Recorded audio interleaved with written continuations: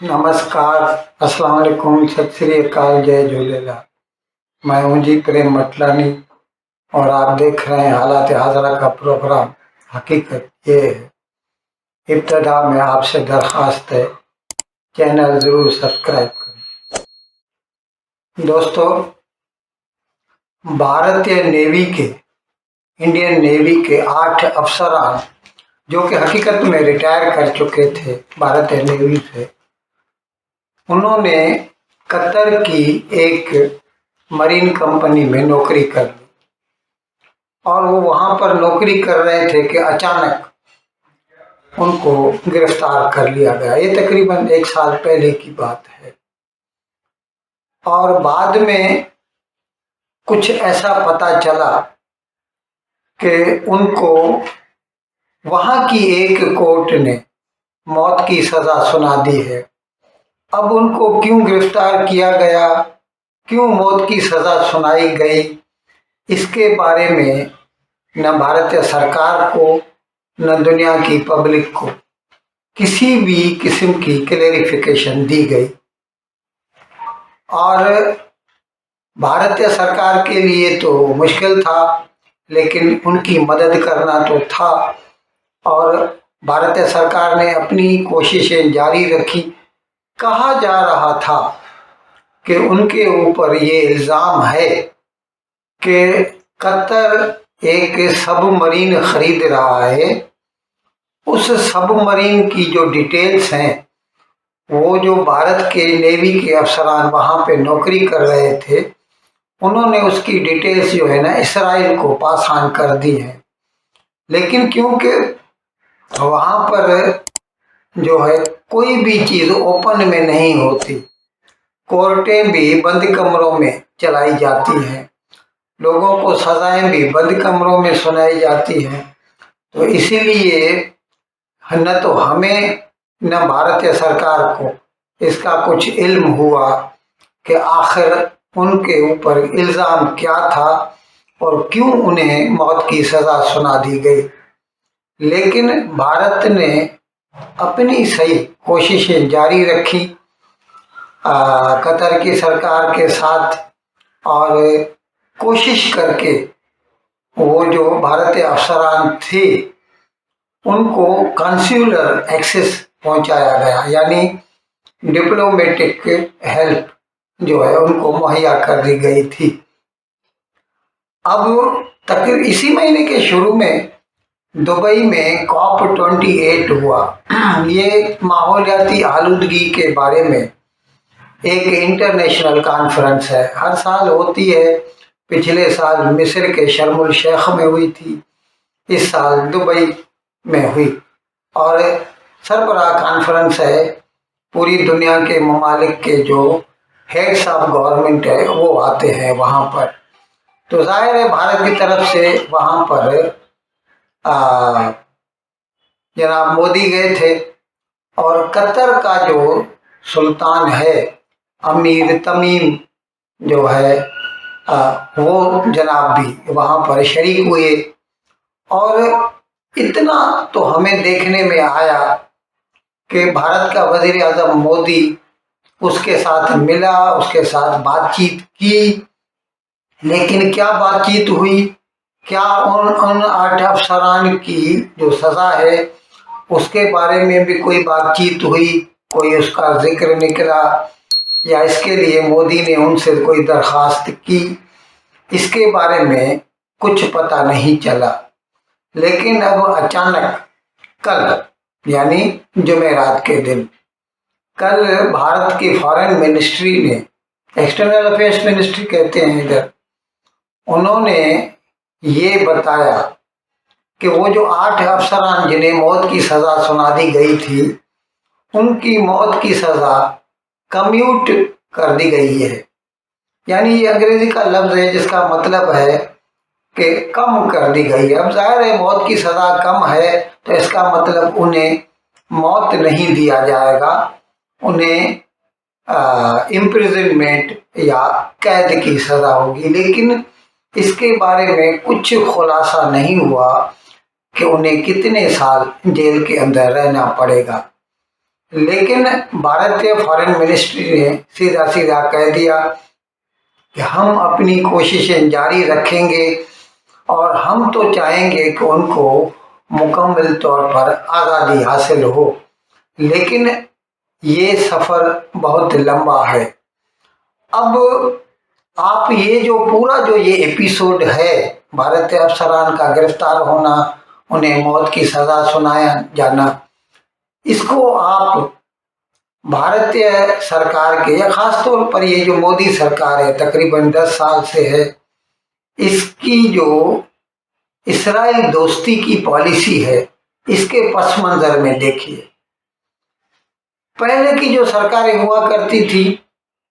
उन्होंने नरसिम्हा राव की सरकार ने तो 92 में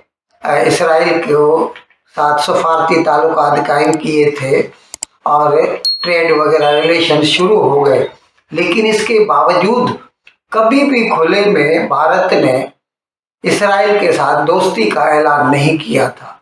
ये पहली मर्तबा था जब मोदी ने खुल्लम खुला इसराइल दोस्ती का ऐलान किया। और अब इसको और अभी नज़दीक तक आ जाइए, और ये जो 7 अक्टूबर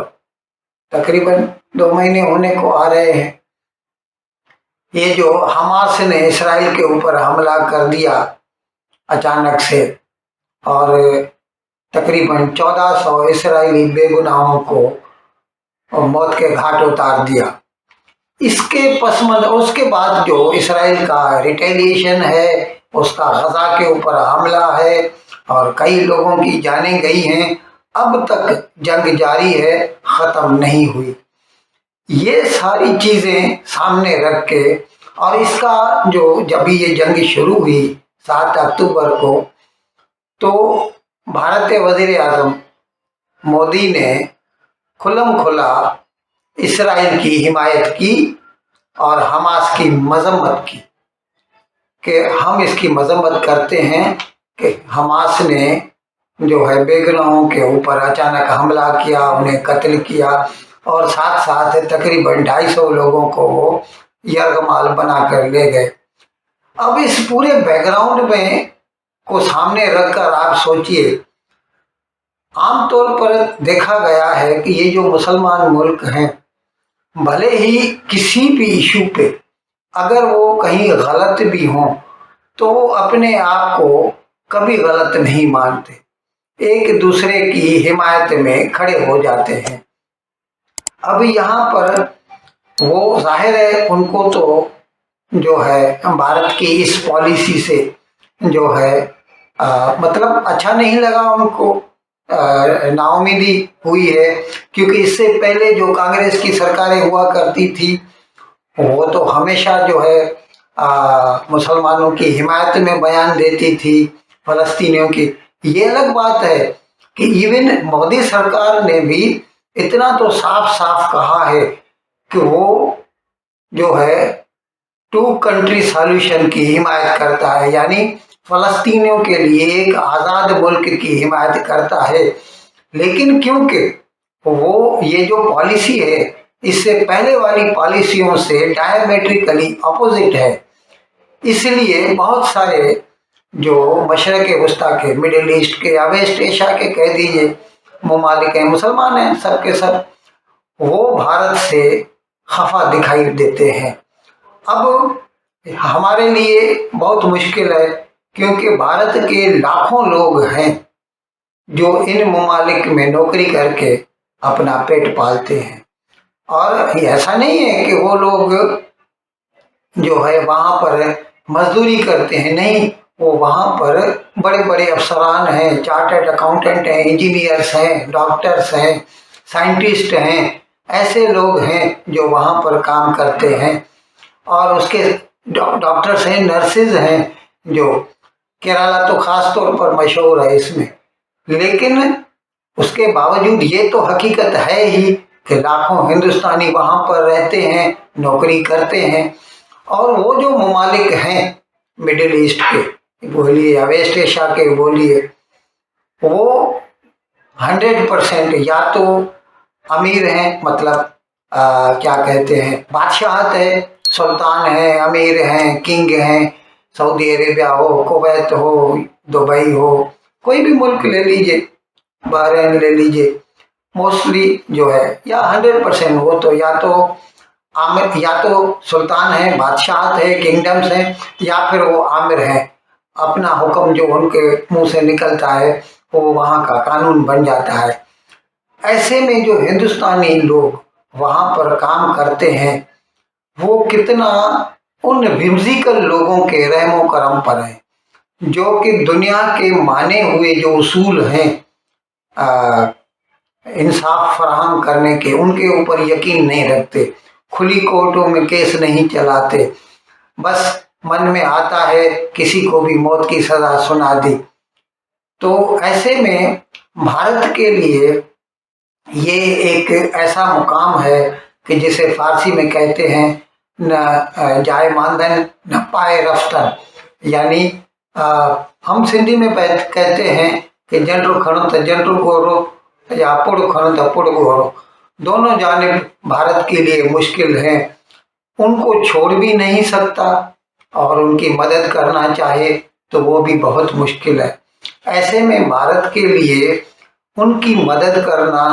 और इसके साथ साथ इसका भी ख्याल रखना कि वहाँ की हुकूमतों को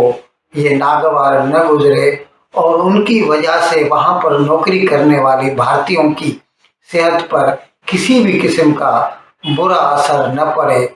खासा मुश्किल क्या बल्कि नामुमकिन है। इन अल्फाज के साथ मैं आज का प्रोग्राम ख़त्म करने की आपसे इजाज़त चाहता हूँ, लेकिन विदाई लेने से पहले एक मरतबा फिर आपसे मेरी दरख्वास्त है